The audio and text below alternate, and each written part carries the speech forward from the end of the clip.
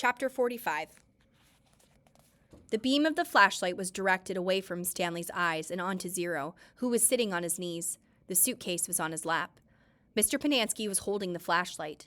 Mr. Sir stood next to him with his gun drawn and pointed in the same direction.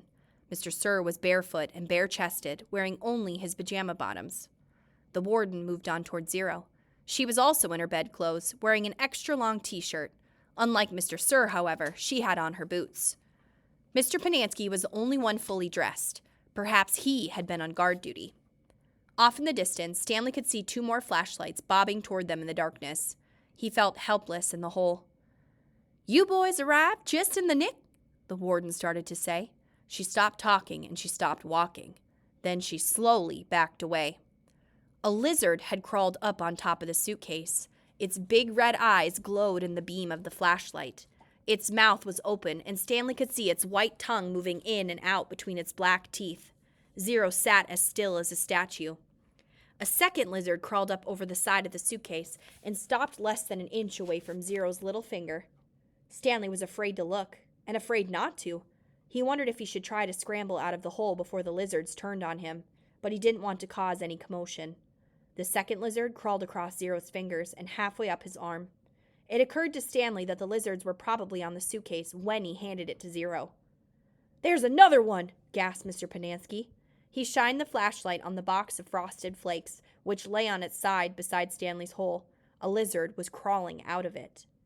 The light also illuminated Stanley's hole. He glanced downward and had to force himself to suppress a scream. He was standing in a lizard nest. He felt the scream explode inside him. He could see 6 lizards.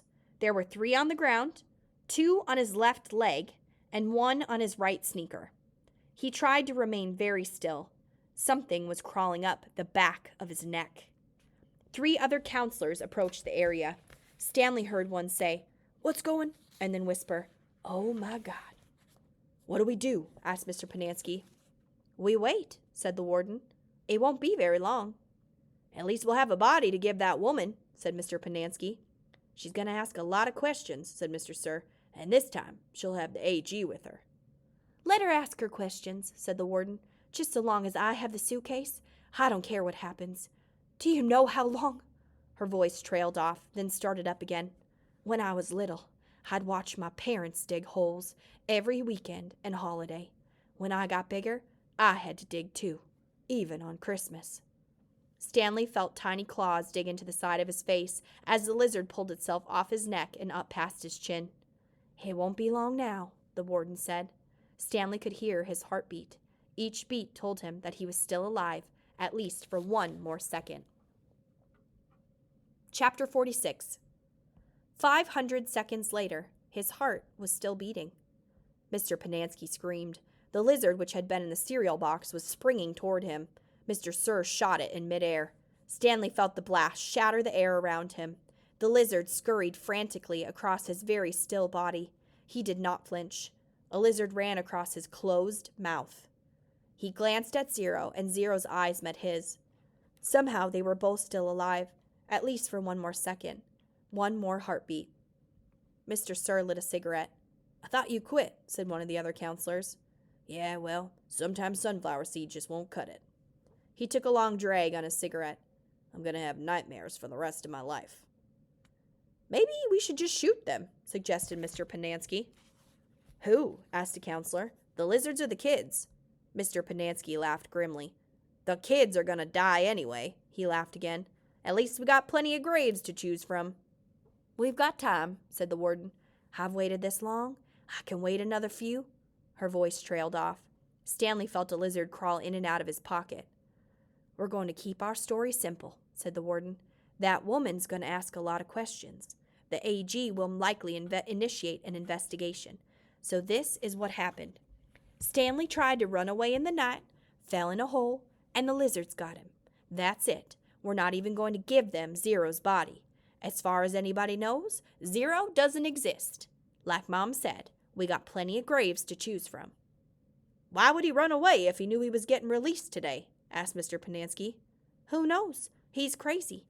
That was why we couldn't release him yesterday. He was delirious, and we have to keep watch over him so he wouldn't hurt himself or anybody else." "She's not going to like it," said Mr. Panansky.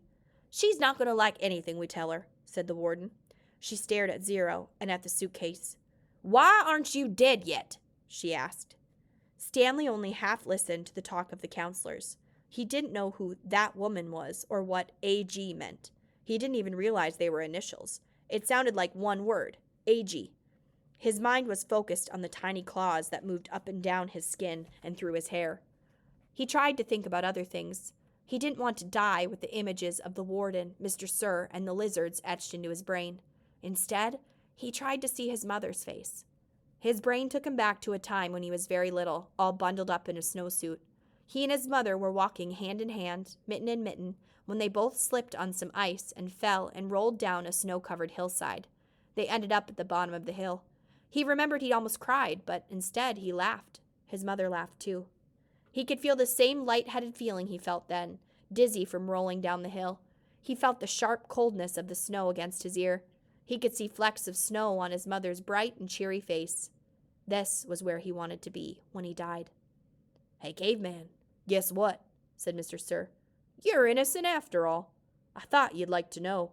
Your lawyer came to get you yesterday. Too bad you weren't here." The words meant nothing to Stanley, who was still in the snow. He and his mother climbed back up the hill and rolled down again, this time on purpose. Later, they had hot chocolate with lots of melted marshmallows. "It's getting close to 4:30, said Mr. Panansky. "They'll be waking."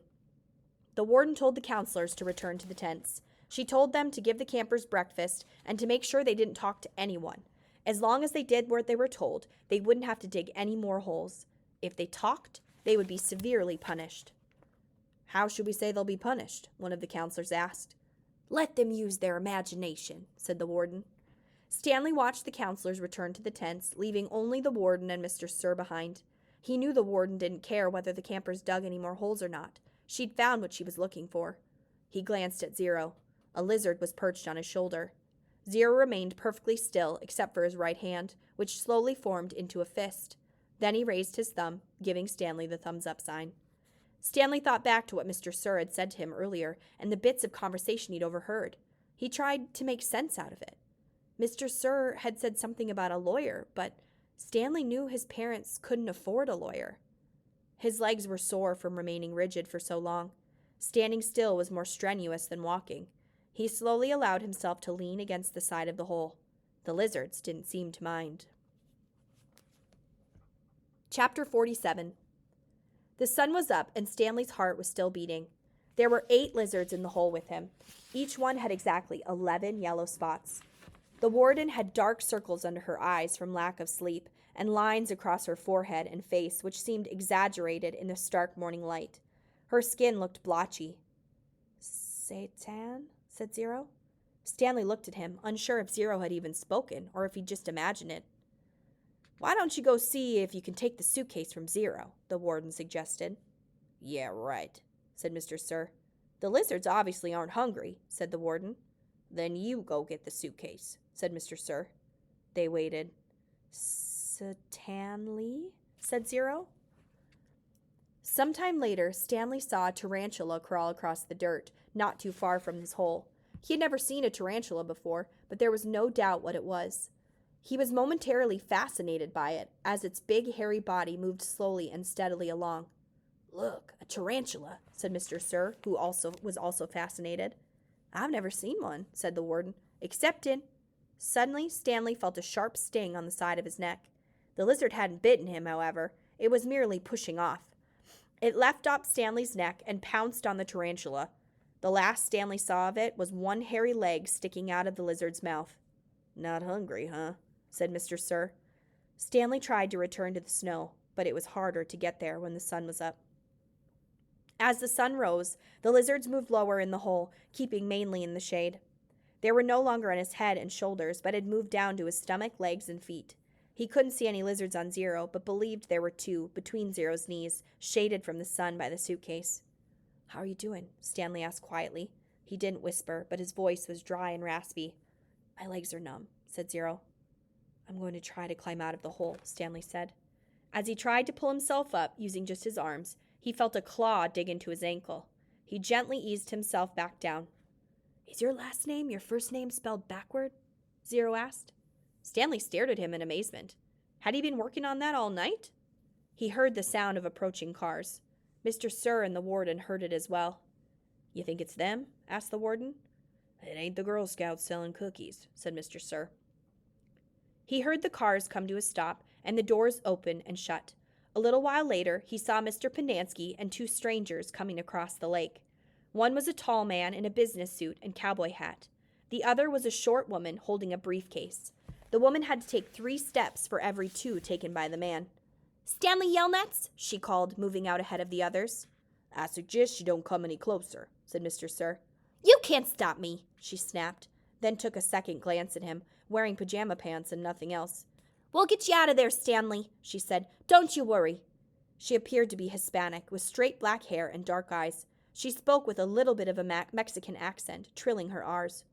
"What in tarnation?" the tall man exclaimed, as he came up behind her. She turned on him. "I'm telling you right now, if any harm comes to him, we will be filing charges not only against Miss Walker and Camp Green Lake, but the entire state of Texas as well. Child abuse, false imprisonment, torture." The man was more than a head taller than she, and was able to look directly over her as he spoke to the warden. "How long have they been in there?" "All night, as you can see by the way we're dressed.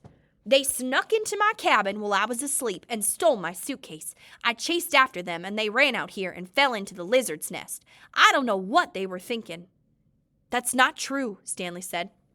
"Stanley, as your attorney, I advise you not to say anything," said the woman, "until you and I have had a chance to talk in private." Stanley wondered why the warden lied about the suitcase. He wondered who it legally belonged to. That was one thing. He wanted to ask his lawyer, if she really was his lawyer. "It's a miracle they're still alive," said the tall man. "Yes, it is," the warden agreed, with just a trace of disappointment in her voice.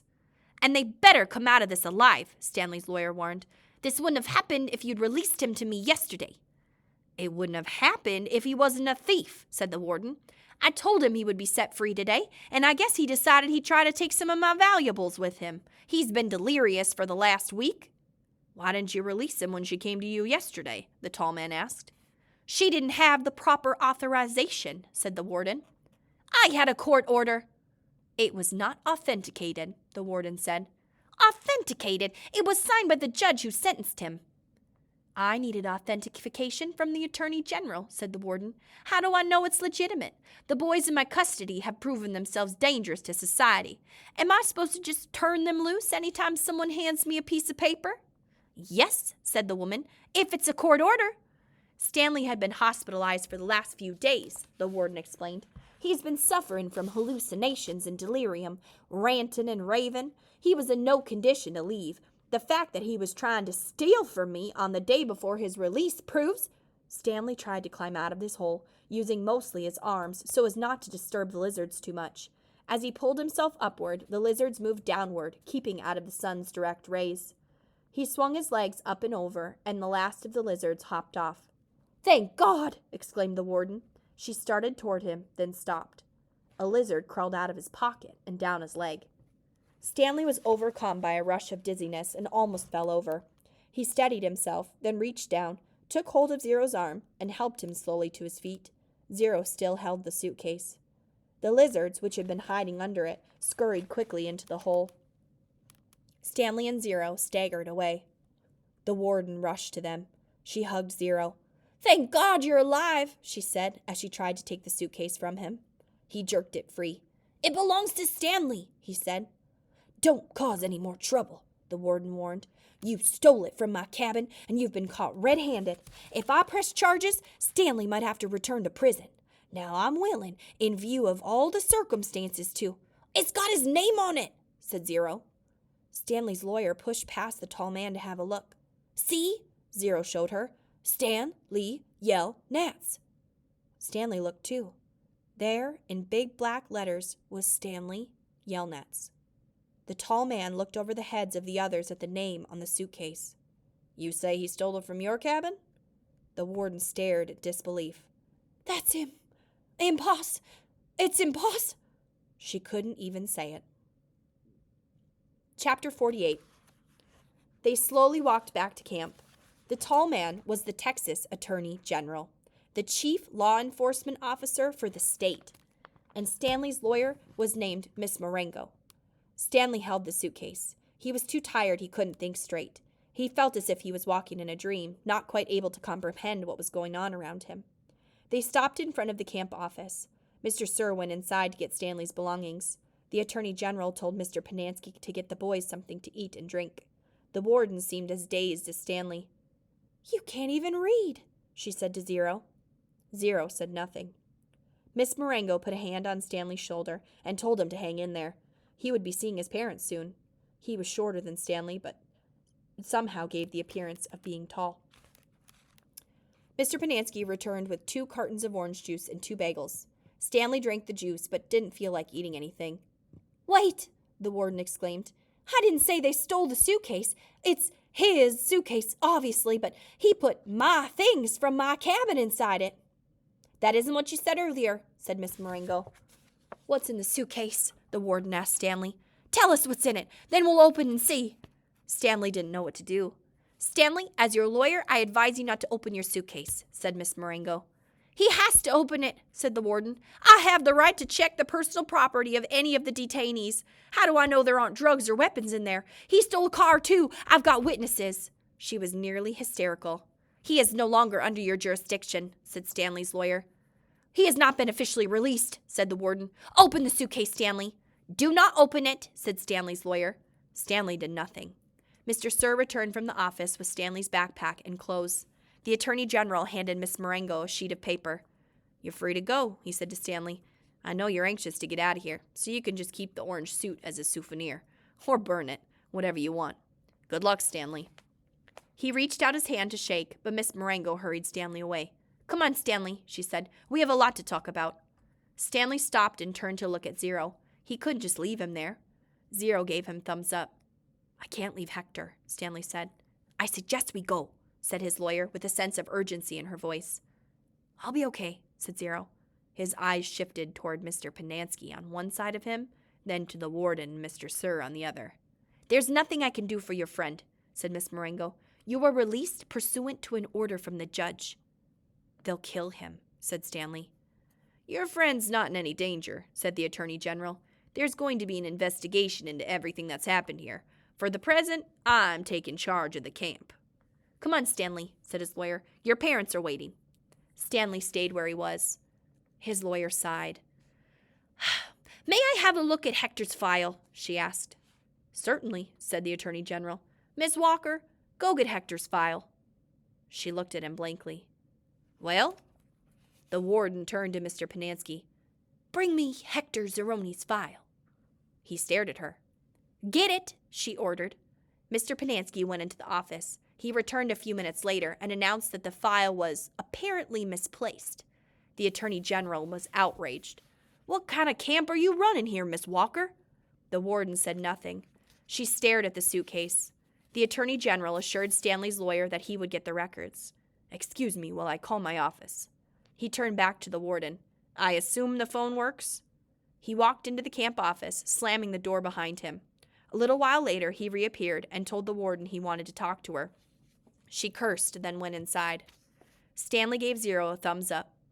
"Caveman, is that you?" He turned to see Armpit and Squid coming out of the rec room. Squid shouted back into the rec room, "Caveman and Zero are out here!"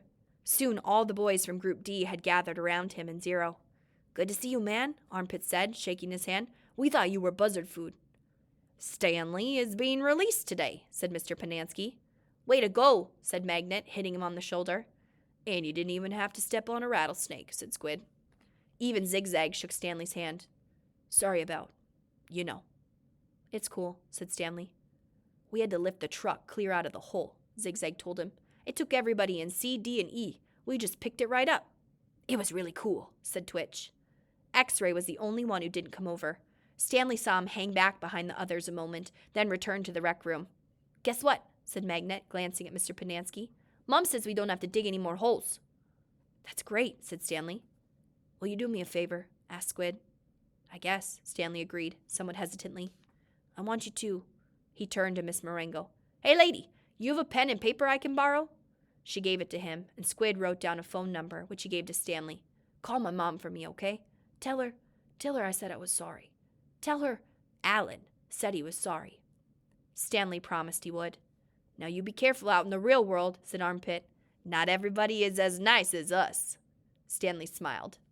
The boys departed when the warden came out of the office. The Attorney General was right behind her. "My office is having some difficulty locating Hector Zeroni's records," the Attorney General said. "So you have no claim of authority over him?" asked Miss Marengo. "I didn't say that. He's in the computer. We just can't access his records. It's like they've fallen through a hole in cyberspace." "A hole in cyberspace?" Miss Marengo repeated. "How interesting. When is his release date?" "I don't know." "How long has he been here?" "Like I said, we can't." "So what are you planning to do with him? Keep him confined indefinitely without justification while you go crawling through black holes in cyberspace?" The Attorney General stared at her. "He was obviously incarcerated for a reason." "Oh, and what reason was that?" The Attorney General said nothing. Stanley's lawyer took a hold of Zero's hand. "Come on, Hector, you're coming with us." Chapter 49. They never used to be yellow-spotted lizards in the town of Green Lake. They didn't come to the area until after the lake dried up, but the townsfolk had heard about the red-eyed monsters living in the desert hills. One afternoon, Sam the Onion Man and his donkey, Mary Lou, were returning to his boat, which was anchored just a little offshore. It was late in November, and the peach trees had lost most of their leaves. "Sam!" someone called. He turned around to see 3 men running after him, waving their hats. He waited. "Afternoon, Walter, Bo, Jesse," he greeted them as they walked up, catching their breath. "Glad we caught you," said Bo. "We're going rattlesnake hunting in the morning." "We want to get some of your lizard juice," said Walter. "I ain't a-scared of no rattlesnake," said Jesse, "but I don't want to come across one of those red-eyed monsters. I seen one once, and that was enough. I knew about the red eyes, of course. I just hadn't heard about the big black teeth." "It's the white tongues that get me," said Bo. Sam gave each of the men 2 bottles of pure onion juice. He told them to drink 1 bottle before going to bed that night, then a half a bottle in the morning, and then a half a bottle around lunchtime. "You sure this stuff works?" asked Walter. "I'll tell you what," said Sam. "If it doesn't, you can come back next week and I'll give you your money back." Walter looked around unsure as Bo and Jesse laughed. Then Sam laughed too. Even Mary Lou let out a rare hee-haw. "Just remember," Sam told the men before they left, "it's very important you drink a bottle tonight. You got to get it into your bloodstream. The lizards don't like onion blood." Stanley and Zero sat in the back seat of Miss Marengo's BMW. The suitcase lay between them. It was locked, and they decided they'd let Stanley's father try to open it in his workshop. "You don't know what's in it, do you?" she asked. "No," said Stanley. "I didn't think so." The air conditioning was on, but they drove with the windows open as well, because, "No offense, but you boys really smell bad." Miss Marengo explained that she was a patent attorney. "I'm helping your father with a new product he's invented. He happened to mention your situation, so I did a little investigating. Clyde Livingston's sneakers were stolen sometime before 3:15. I found a young man, Derek Dunn, who said that at 3:20 you were in the bathroom fishing your notebook out of the toilet. 2 girls remembered seeing you come out of the boys' restroom carrying a wet notebook." Stanley felt his ears redden. Even after everything he'd been through, the memory still caused him to feel shame. "So you couldn't have stolen them," said Miss Marengo. "He didn't. I did," said Zero. "You did what?" said Miss Marengo. "I stole the sneakers." The lawyer actually turned around while driving and looked at him. "I didn't hear that, and I advise you to make sure I don't hear it again." "What did my father invent?" Stanley asked. "Did he find a way to recycle sneakers?" "No, he's still working on that," explained Miss Marengo. "But he invented a product that eliminates foot odor. Here, I've got a sample in my briefcase. I wish I had more. You 2 could bathe in it." She opened her briefcase with one hand and passed a small bottle back to Stanley. It had a fresh and somewhat spicy smell. He handed it to Zero. "What's it called?" Stanley asked. "We haven't come up with the name yet," said Miss Marengo. "It smells familiar," said Zero. "Peaches, right?" asked Miss Marengo. "That's what everyone says." A short while later, both boys fell asleep. Behind them, the sky had turned dark, and for the first time in over 100 years, a drop of rain fell into the empty lake. Part 3. Filling in the holes. Chapter 50. Stanley's mother insists that there was never a curse. She even doubts whether Stanley's great-great-grandfather really stole a pig. The reader might find it interesting, however, that Stanley's father invented his cure for foot odor the day after the great-great-grandson of Ilya Yelnats carried the great-great-great-grandson of Madame Zeroni up the mountain. The Attorney General closed Camp Green Lake. Ms. Walker, who was in desperate need of money, had to sell the land, which had been in her family for generations. It was bought by a national organization dedicated to the well-being of young girls.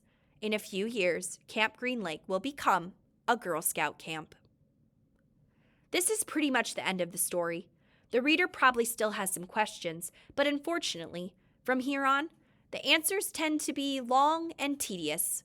While Mrs. Bell, Stanley's former math teacher, might want to know the percent change in Stanley's weight, the reader probably cares more about the change in Stanley's character and self-confidence.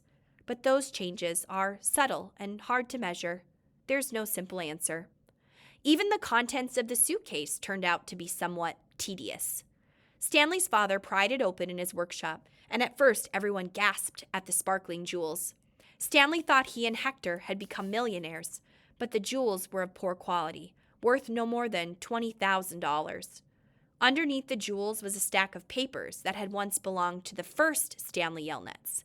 These consisted of stock certificates, deeds of trust, and promissory notes. They were hard to read and even more difficult to understand. Miss Marengo's law firm spent more than 2 months going through all the papers.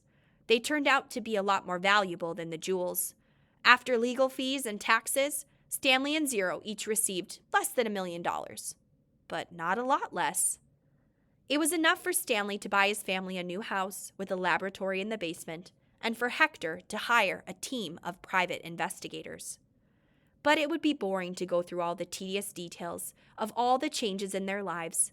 Instead, the reader will be presented with one last scene, which took place almost a year and a half after Stanley and Hector left Camp Green Lake. You will have to fill in the holes yourself. There was a small party at the Yelnats' house. Except for Stanley and Hector, everyone there was an adult. All kinds of snacks and drinks were set out on the counter, including caviar, champagne, and the fixings to make ice cream sundaes. The Super Bowl was on television, but nobody was really watching. "It should be coming on at the next break," Miss Marengo announced. A timeout was called in the football game, and a commercial came on the screen. Everyone stopped talking and watched. The commercial showed a baseball game. Amid a cloud of dust, Clyde Livingston slid into home plate as the catcher caught the ball and tried to tag him out. "Safe!" shouted the umpire as he signaled with his arms. The people at Stanley's house cheered as if the run really counted. Clyde Livingston got up and dusted the dirt off his uniform. As he made his way back to the dugout, he spoke to the camera. "Hi, I'm Clyde Livingston, but everyone around here calls me Sweet Feet." "Way to go, Sweet Feet," said another baseball player, slapping his hand. Besides being on television, Clyde Livingston was also sitting on the couch next to Stanley. "But my feet weren't always sweet," the television Clyde Livingston said as he sat down on the dugout bench. "They used to smell so bad that nobody would sit next to me in the dugout." "They really did stink," said the woman sitting on the couch on the other side of Clyde. She held her nose with one hand and fanned the air with the other. Clyde shushed her. "Then a teammate told me about sploosh," said the television Clyde. He pulled a can of sploosh out from under the dugout bench and held it up for everyone to see. "I just spray a little on each foot every morning, and now I really do have sweet feet. Plus, I like the tingle." "Sploosh," said a voice. "A treat for your feet. Made from all natural ingredients, it neutralizes odor-causing fungi and bacteria. Plus, you'll like the tingle." Everyone at the party clapped their hands. "He wasn't lying," said the woman who sat next to Clyde. "I couldn't even be in the same room with his socks." The other people at the party laughed. The woman continued. "I'm not joking. It was so bad." "You've made your point," said Clyde, covering her mouth with his hand. He looked back at Stanley. "Will you do me a favor, Stanley?" Stanley raised and lowered his left shoulder. "I'm going to get more caviar," said Clyde. "Keep your hand over my wife's mouth." He patted Stanley on the shoulder as he rose from the couch. Stanley looked uncertainly at his hand, then at Clyde Livingston's wife. She winked at him. He felt himself blush and turned away toward Hector, who was sitting on the floor in front of an overstuffed chair. A woman sitting in the chair behind Hector was absent-mindedly fluffing his hair with her fingers. She wasn't very old, but her skin had a weathered look to it, almost like leather. Her eyes seemed weary, as if she'd seen too many things in her life that she didn't want to see. And when she smiled, her mouth seemed too big for her face.